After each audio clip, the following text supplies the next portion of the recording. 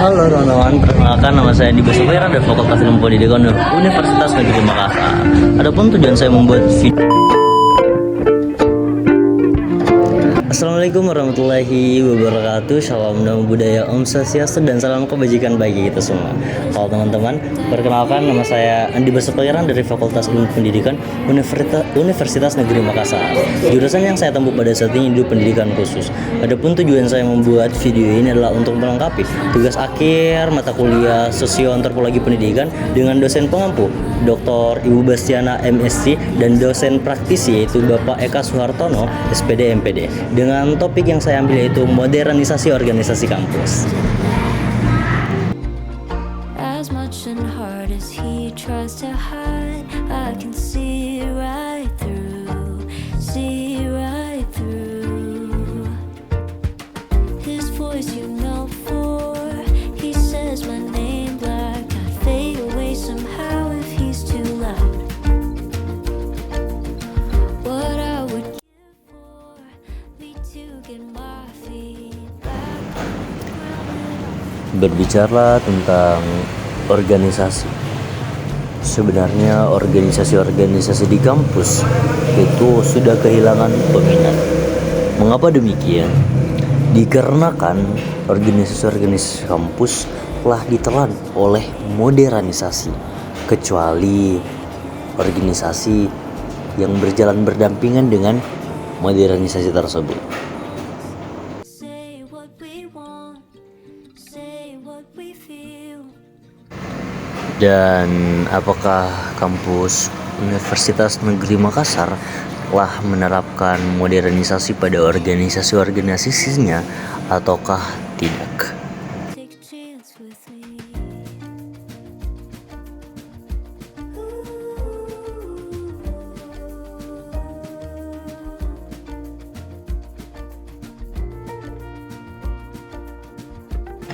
Dan apakah modernisasi ataupun pemanfaatan platform-platform media sosial dapat berdampak untuk keberlangsungan dari organisasi tersebut ataukah tidak? He drives me crazy. It's so beyond me. Nah, di sini saya akan mewawancarai beberapa narasumber untuk ditanyakan apakah modernisasi organisasi di kampus itu sangat berdampak terhadap keberlangsungan organisasi tersebut ataukah tidak. Baik, perkenalkan nama saya Abbas dari Prodi PKH Angkatan 23 kelas 1C. Oh, PKH di. Iya Kak, PKH. Jadi pertanyaan saya yang first question itu, Kakak masuk organisasi atau tidak? Iya masuk. Iya pasti anak organisasi Organisasi apa Kak? di BEM Badan Eksekutif Mahasiswa. Presiden ya? Presiden ya. Baik Kak. Jadi pertanyaan kedua itu, apa sih yang buat Kakak untuk tertarik masuk organisasi? Mungkin dari di himpunan dulu ya, karena kan pasti bermuara dari situ terlebih dahulu. Saat di himpunan awalnya saat tertarik masuk organisasi yaitu ya jelas lah kita pasti ngeliat senior kita ibarat kata mereka ini lebih lugas saat di dalam kelas misalkan atau saat berbicara. Nah itu pasti pertama jadi nilai awal kenapa saya itu ingin masuk di organisasi, karena saya melihat senior dan kawan-kawan saya yang organisasi itu secara public speaking dan ibarat kata manajemen konflik atau manajemen masalah mereka itu lebih paten ketimbang saya sendiri saat saya masih di himpunan saat itu. Itu poin awal saat saya awal-awal mengapa tertarik masuk organisasi. Oh jadi yang kayak anak organisatoris itu sama anak biasa kayak beda lah tingkatannya begitu Kak Di? Sebenarnya entah itu organisatoris atau akademisi itu mereka punya nilainya masing-masing. Jadi kalau di organisatoris misalkan teman-teman yang organisatoris, kenapa tadi saya bilang manajemen konfliknya atau public speakingnya lebih bagus ya mungkin karena dia langsung memang wadahnya di situ kan. Dia lebih mempelajari lebih cepat. Nah mungkin yang akademisi mungkin mempelajari juga, tetapi lewat sistem-sistem kayak terjun ke masyarakat secara langsung kayak misalkan kegiatan PKM atau PPK Ormawa ya, PPK Ormawa atau PKM atau kegiatan-kegiatan seperti seminar-seminar yang dilakukan oleh orang-orang yang akademisi seperti itu.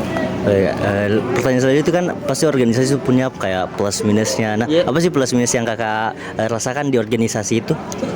Kalau plusnya banyak ya sebenarnya yang tadi saya bilang, mungkin kayak public speaking, manajemen konflik, manajemen masalah, dan jelas relasi pun lebih luas. Itu mungkin nilai dasar mengapa kita ingin masuk ke organisasi, dan terlebih di masalah keilmuan juga itu nilai plus yang cukup jauh kata bisa kita pelajari untuk saat ini. Nah, mungkin kalau minusnya, kalau dibilang minus, kalau di saya hampir nggak ada, kalau menurutku hampir nggak ada. Di situ mami kita belajar ibarat kata manajemen waktu juga. Nah, mungkin karena kan ada pernah mungkin didengar ibarat kata kalau masuk organisasi nanti telat lulus, telat akademis. Nah, di situ manajemen yang harus dipelajari. Nah, apakah kita akan berat di sebelah dalam hal ini organisasi atau akademik? Nah, itu yang harus dipelajari di situ. Kalau kita seimbang di situ, ya kurasa lebih banyak plusnya dibanding didapatkan minusnya. Nah, kalau pusing-pusing atau capek ya itu pasti hal wajar, karena saat kita masuk organisasi mau tidak mau kita akan berada di zona tidak nyaman. Nah, di situ mami pelajaran yang kita dapat ketidaknyamanan itu, kita terbiasa dengan hal yang membuat kita tidak nyaman, ya kita akan setelah selesai dari organisasi, selesai dari kampus, ya itu bekal yang kita bawa saat kita selesai nanti. Jadi kayak tergantung personalitinya sebenarnya. Ya, tergantung personalnya bagaimana pembawaannya, dia di tengah kah atau cuma di berat di organisasinya saja, berarti akademiknya saja, seperti itu. Ada juga pertanyaannya kayak tentang kan banyak mahasiswa atau kayak saya mahasiswa baru yang kayak anggap ini organisasi sangat senioritas begitu kak. Iya, Apa iya, tanggapan tentang senioritas sih kak? Apanya? Sorry. Tanggapannya tentang organisasi kampus yang masih menerapkan senioritas sekali begitu. Senioritas sekali. Iya. Sebenarnya senioritas yang saya lihat di sini tuh terbagi dua. Ada yang senioritas ibarat kata dia mencengkam sekali adik-adiknya. Ada senioritas yang memang dia memberikan pembelajaran kepada adik-adiknya. Karena senioritas itu tidak bisa lepas memang dari kehidupan kampus. Misalkan tidak ada senioritas sama sekali terhadap itu adik-adik kita, ya itu bagus. Mungkin hal-hal yang mencengkam itu tidak ada. Akan tetapi dalam satu hal ya kita butuh yang namanya juga senioritas. Kenapa aku bilang kayak gitu? Contoh misalkan teman-teman maba masuk organisasi menjalankan sebuah proker tanpa adanya link-link yang diberikan dari senior-seniornya. Contoh, misalkan ingin baksos dan penanaman bibit misalkan. Ya silakan, dari senior bilang silakan kau menyurat di tempatku misalkan, nyuratnya di perhutanan seperti itu. Nah, mungkin kalau yang di VIP itu sendiri selama ini saya dijalani, hal-hal yang mencengkam itu sudah tidak ada karena kultur ibarat kata sudah berubah nih. Yang ibarat kata pempelocohan, dibully seperti itu oleh senior itu di jurusan lain pun kuliah sudah tidak ada hal seperti itu. Selanjutnya itu kak tentang program kerjanya ini organisasi kampus yang kayak harus minta persetujuan senior lah, apa-apa harus berlibat dengan senior. Jadi kayak menurut ada beberapa orang itu menurut yang kayak sebenarnya kayak harus banget orang tunduk sama senior begitu kak. Kayak apa-apa, kayak misalkan contoh proker kerja harus bertanya senior, saran senior.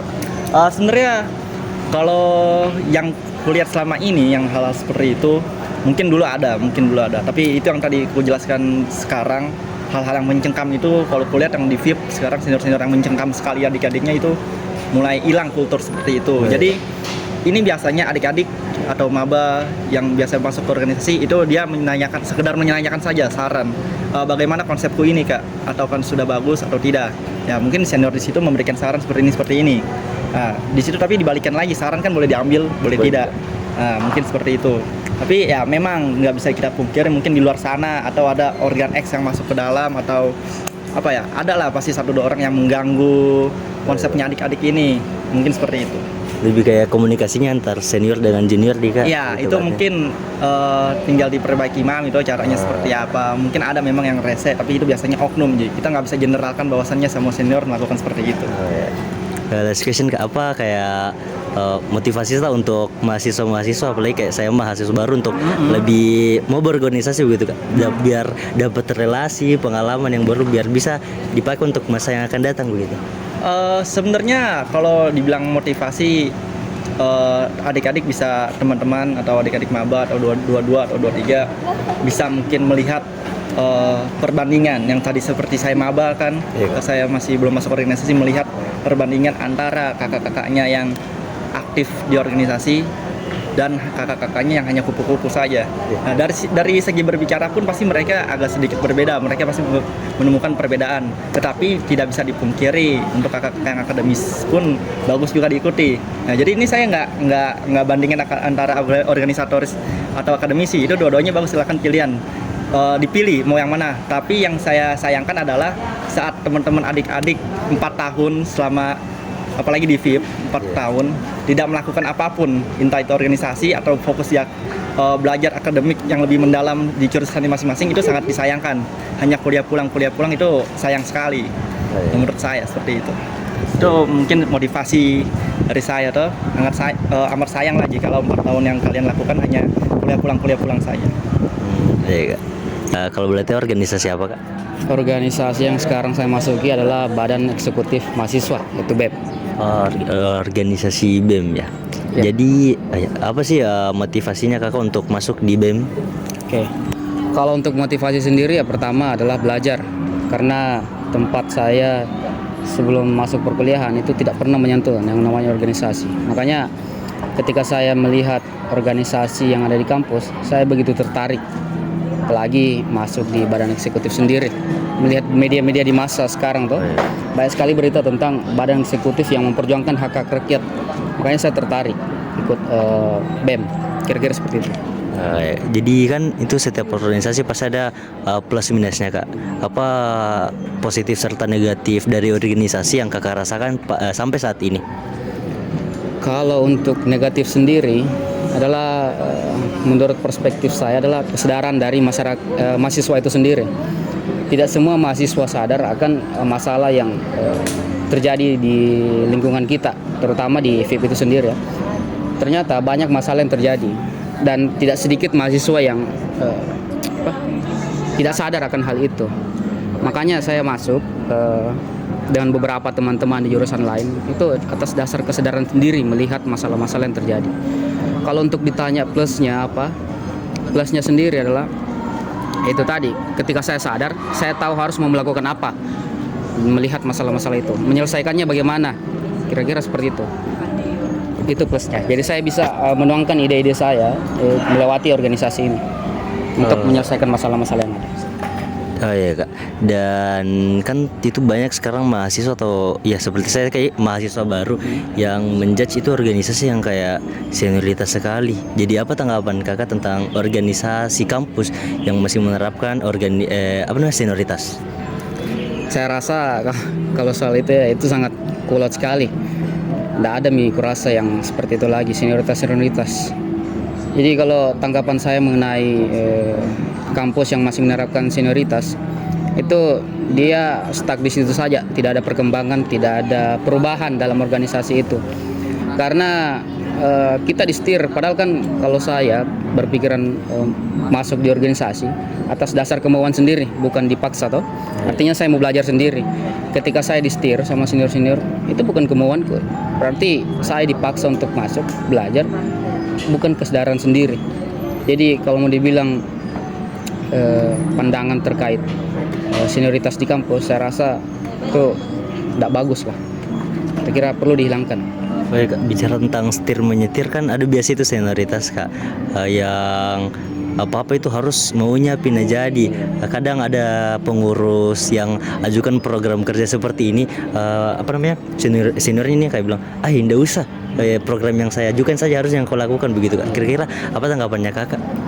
Ya begitulah memang dinamika dalam berlembaga. Banyak ide-ide yang kita keluarkan tentunya tidak gampang masuk di pikirannya orang lain.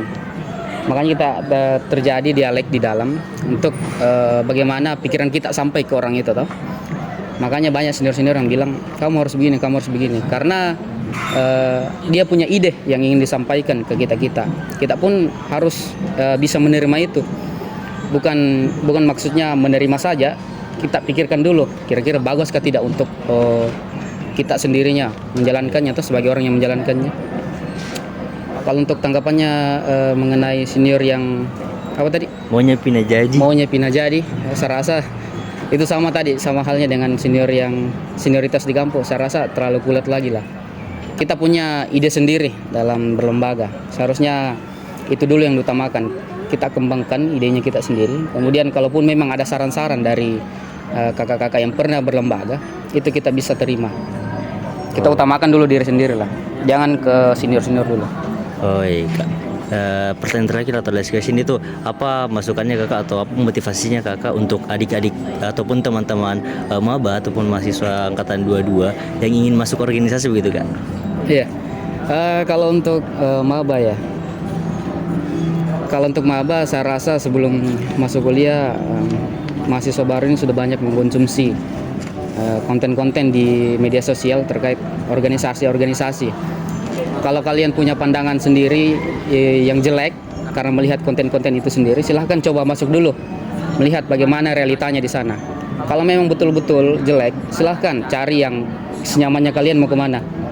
Cuman kan kalau kita mau langsung judge karena melihat media sosial ini buruk, organisasi ini buruk, langsung kita lantas tidak mau ikut organisasi, saya rasa itu salah.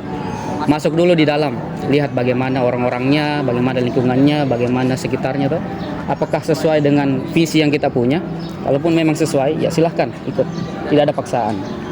Kira-kira seperti itu. Jadi yang kayak lebih mencari harus kayak ini maba harus cari tahu dulu selut belutnya kak begitu. Iya. Cari tahu dulu kan kalian masuk punya tujuan sendiri toh. Iya. Tujuanmu apa ya? Sesuaikan dengan lihat dulu kondisinya itu organisasi. Jangan asal masuk-masuk saja toh. Begitu. Itu Jessica, makasih Dika waktu ya. Oh ya kak, mungkin saya mau bertanya mengenai tentang organisasi-organisasi yang ada di kampus. Yang pertama itu apa tanggapannya kakak tentang organisasi yang tidak mengikuti perkembangan zaman begitu? Iya, iya. Pastinya kan kalau merujuk dari perkembangan zaman, apalagi sekarang sangat cepat ya, sangat pesat perkembangan zaman. Apalagi sekarang masuk di era 5.0, pasti organisasi seharusnya mengikuti perkembangan zaman, tetapi ada juga beberapa organisasi yang tidak mengikuti perkembangan zaman. Ada beberapa dampak yang akan didapatkan ketika tidak mengikuti perkembangan zaman. Yang pertama itu kan akan kurang dalam mendapatkan kaderisasi. Yang kedua, vakumnya organisasi-organisasi di tingkat kampus itu karena kurangnya mengikuti perkembangan zaman. Jadi untuk organisasi hari ini sangat penting untuk mengikuti perkembangan zaman, apalagi untuk bagaimana mengait kader atau teman-teman untuk masuk ke dalam organisasi, begitu. Oh ya, jadi kalau misalnya tidak ada organisasi yang tidak mengikuti modernisasi itu kayak akan terhambat ke organisasinya begitu, tidak berkembang ya begitu kak? Iya, kan apalagi di era sekarang banyak sekali organisasi-organisasi, banyak sekali perkumpulan-perkumpulan yang membuat kegiatan-kegiatan atau event-event yang berbeda dari biasanya, atau kadang yang lebih besar daripada organisasi-organisasi. Makanya harus ada sedikit perubahan dari organisasi ini untuk bisa berkembang begitu. Katanya Panji Pragiwaksono, sedikit lebih beda lebih baik daripada sedikit lebih baik. Nah itu maksudnya kenapa organisasi itu harus mengikuti perkembangan zaman, harus terus berbeda begitu. Bukan terus menjadi lebih baik, tapi berbeda karena saingannya sangat banyak. Jadi harus ada perubahan sedikit demi sedikit begitu. Oh ya baik. Selanjutnya itu next question itu kira-kira apa sih solusi terbaiknya kakak jika kalau dihadapkan dengan sebuah organisasi yang tidak modern baru kakak ya mau masuk di situ, apa sarannya kakak untuk organisasi itu sih, seperti solusinya kakak untuk organisasi itu? Iya. Yang pertama, kalau misalnya masuk di organisasi yang toksik ya, kalau bisa dibilang toksik, pasti kita juga akan merasa bosan dalam organisasi itu karena di dalamnya ada orang-orang yang kurang paham tentang bagaimana sekarang sistem dalam berorganisasi. Jadi harus buat memang perubahan-perubahan. Kita orang-orang yang sadar tentang itu memang harus mampu untuk membuat perubahan. Kita orang-orang yang paham tentang bagaimana organisasi sekarang harus berubah, ya kita sendiri itu dari diri kita sendiri untuk membuat perubahan dalam suatu organisasi. Organisasi tidak berubah kalau tidak ada orang yang mampu untuk membawa perubahan di dalamnya, begitu. Jadi harus kita ubah diri kita sendiri untuk ubah orang lain ataupun organisasi ya kak begitu? Iya, harus jadi mulai dari diri sendiri dulu untuk bisa merubah sebuah kelompok atau kaum, begitu. Oh, ya, kak. Kan tadi sempat disinggung tentang dampaknya tidak mengikuti modernisasi, yang saya tangkap itu negatifnya Kak. Kira-kira apa sih dampak positifnya jika kita mengikuti perkembangan zaman dan dikaitkan dengan organisasi? Iya. Kalau dalam organisasi itu ketika kita mengikuti perkembangan zaman, banyak hal-hal positif yang bisa didapatkan, banyak relasi-relasi yang sangat luas yang bisa didapatkan sama teman-teman jikalau bisa mengangkat nama organisasi di era sekarang itu. Banyak pesaing-pesaing yang teman-teman bisa saingi dalam entah itu organisasi eksternal kampus ataupun internal kampus. Teman-teman juga namanya bisa terangkat, eksistensi organisasi itu bisa terbangun kalau memang teman-teman mau mengikuti perkembangan zaman dalam sebuah organisasi begitu. Jadi kalau kita mengikuti perkembangan zaman akan kayak lebih eksis ke organisasi dibanding organisasi-organisasi lain yang tidak mengikuti perkembangan zaman. Mungkin begitu deh Kak? Iya, dan kalau merujuk dari sistem kaderisasi, pasti kader-kader yang ingin bergabung juga ke organisasi itu pasti banyak karena melihat bagaimana eksistensinya itu organisasi terbangun dengan kuat begitu. Baik Kak. Selanjutnya itu last question, pertanyaan terakhir kok. Apa sih motivasinya Kakak untuk teman-teman mahasiswa baru ataupun mahasiswa-mahasiswa lain yang takut berorganisasi begitu? Karena mungkin takutkan banyaknya senioritas di dalamnya ataupun organisasinya tidak berkembang begitu, stuck di situ saja. Kira-kira apa sih motivasinya Kakak? Iya. Yang pertama, teman-teman harus bisa, kan di era 5.0 sekarang itu sangat banyak istilah-istilah ataupun video-video di TikTok lah untuk banyak organisasi di kampus ini yang di dalamnya itu sangat kuat sistem senioritasnya. Jadi untuk saya teman-teman mahasiswa jangan terlalu percaya dengan hal-hal tersebut. Jangan terlalu terbawa suasana dengan video-video TikTok yang disebar begitu. Karena organisasi sekarang itu sudah mulai berubah, sudah mulai ikut perkembangan zaman, sudah mulai melakukan pembaruan lagi, bukan sistem senioritasnya yang dibangun, tapi bagaimana sistem kekeluargaannya yang dibangun. Jadi untuk teman-teman mahasiswa, untuk hari ini sangat penting sebenarnya organisasi untuk menumbuhkan leadership, kepemimpinan teman-teman, apalagi nanti untuk ketika teman-teman masuk di prospek dunia pekerjaan itu pasti sangat dibutuhkan untuk orang-orang yang masuk ke dalam organisasi. Pimpinan-pimpinan fakultas sekarang, pimpinan universitas sekarang itu dulunya adalah orang-orang organisasi yang bisa menjabat di tingkat fakultas ataupun tingkat universitas. Dan bahkan untuk di dunia pekerjaan atau di bahasanya pemerintahan lah, di pemerintahan itu banyak sekali orang-orang organisasi yang masuk dalam pemerintahan karena mereka punya kepemimpinan leadership begitu. Lebih ke kayak di filter lalu dikembangkan terus diterapkan begitu dia. Iya. Ya, Kak. Mungkin itu Jessica pertanyaan-pertanyaan. Terima kasih atas waktunya Kak. Iya, sama-sama. Baik, adapun kesimpulan yang dapat saya sampaikan ketika setelah mewawancarai beberapa narasumber, yaitu tentang modernisasi organisasi kampus. Yaitu sebenarnya modernisasi organisasi kampus sangat berdampak ataupun berimpact pada organisasi tersebut. Karena didasarkan jikalau tidak menerapkan modernisasi pada organisasi tersebut akan ketinggalan zaman, kekurangan peminat. Mengapa demikian kekurangan peminat? Karena organisasi tersebut tidak memanfaatkan platform-platform media sosial ataupun medsos yang dijadikan landasan kepada Gen Z sekarang untuk mencari wawasan, mencari informasi. Makanya jikalau organisasi tersebut tidak memanfaatkan platform media, maka organisasi tersebut akan kekurangan peminat. Dan dilihat dari wawancara yang saya wawancarai di Fakultas Ilmu Pendidikan Universitas Negeri Makassar, yaitu bahwasannya di sini itu sudah ada sebagian besar menerapkan modernisasi organisasi kampus sepertinya BEM, HMJ, itu mereka semua sudah menerapkan modernisasi organisasi kampus. Itulah pentingnya kita mengapa menerapkan modernisasi organisasi kampus terhadap organisasi-organisasi yang ada di kampus kita. Mungkin sekian yang dapat saya sampaikan. Jika ada kesalahan itu datangnya dari diri saya pribadi, jika ada kebenaran itu datangnya dari Allah Subhanahu wa taala. Wassalamualaikum warahmatullahi wabarakatuh. See you.